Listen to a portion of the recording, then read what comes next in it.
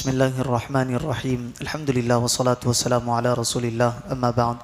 جیسا کہ پچھلے درس میں ہم نے سورہ نساء کی آیت نمبر 59 کی تلاوت، ترجمہ اور تفسیر سماعت کی، جس میں اللہ تبارک و تعالی نے ارشاد فرمایا، اے ایمان والو، اللہ کی اطاعت کرو اور رسول کی اطاعت کرو اور ان کی جو تم میں سے حکومت والے ہیں۔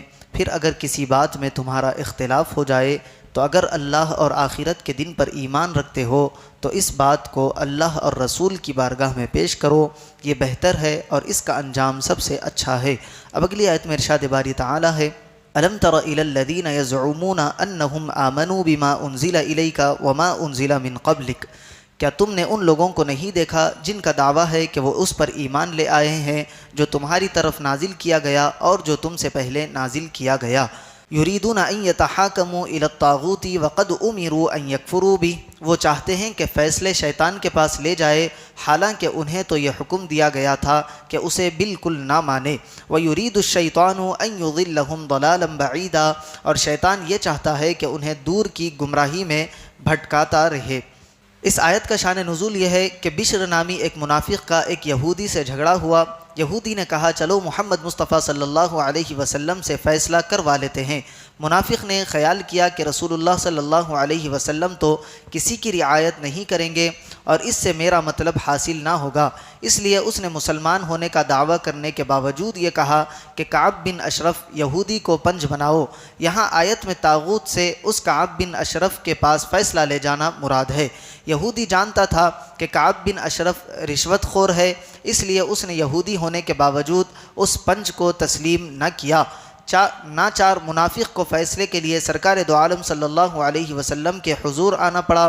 رسول صادق و امین صلی اللہ علیہ وسلم نے جو فیصلہ دیا وہ یہودی کے موافق ہوا اور منافق کے خلاف۔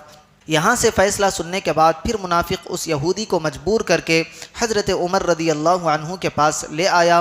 یہودی نے آپ رضی اللہ عنہ سے عرض کیا، میرا اور اس کا معاملہ آپ کے رسول صلی اللہ علیہ وسلم طے فرما چکے ہیں، لیکن یہ حضور صلی اللہ علیہ وسلم کے فیصلے سے راضی نہیں بلکہ آپ سے فیصلہ چاہتا ہے۔ حضرت عمر فاروق رضی اللہ عنہ نے فرمایا، ہاں میں ابھی آ کر اس کا فیصلہ کرتا ہوں۔ یہ فرما کر مکان میں تشریف لے گئے اور تلوار لا کر اس کو قتل کر دیا اور فرمایا، جو اللہ اور اس کے رسول صلی اللہ علیہ وسلم کے فیصلے سے راضی نہ ہوا اس کا میرے پاس یہی فیصلہ ہے۔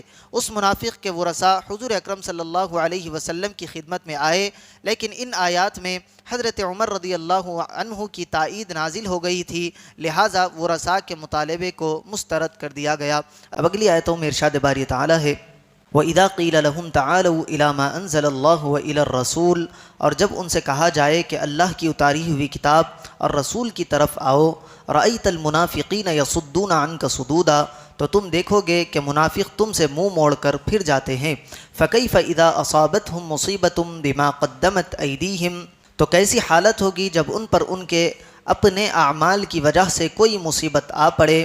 ثم جاؤک یحلفون باللہ ان اردنا الا احسانا وتوفیقا، پھر اے حبیب قسمیں کھاتے ہوئے تمہارے حضور حاضر ہوتے ہیں کہ ہمارا مقصد تو صرف بھلائی اور اتفاق کرانا تھا۔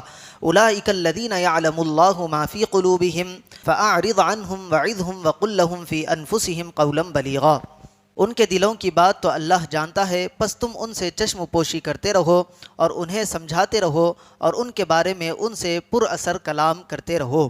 یہاں منافقوں کے بارے میں فرمایا کہ ویسے تو اے حبیب صلی اللہ علیہ وسلم آپ سے منہ پھیرتے ہیں، لیکن جب ان پر ان کے اعمال کی وجہ سے کوئی مصیبت آ پڑے جیسے بشر منافق پر آ پڑی تو کیا پھر بھی آپ سے یہ اعراض کریں گے؟ ہرگز نہیں، بلکہ اس وقت اپنی کرتوتوں کی تعویلیں کرنے کے لیے قسمیں کھاتے ہیں، آپ کی خدمت میں حاضر ہوتے ہیں کہ ہمارا مقصد تو صرف بھلائی اور دو فریقوں میں اتفاق کرانا تھا، اس لیے ہمارا آدمی یہودیوں کے پاس فیصلے کے لیے جانے لگا۔ اللہ تبارک و تعالی سے دعا ہے کہ انہیں سننے سے زیادہ اعمال صالحہ کی توفیق عطا فرمائے۔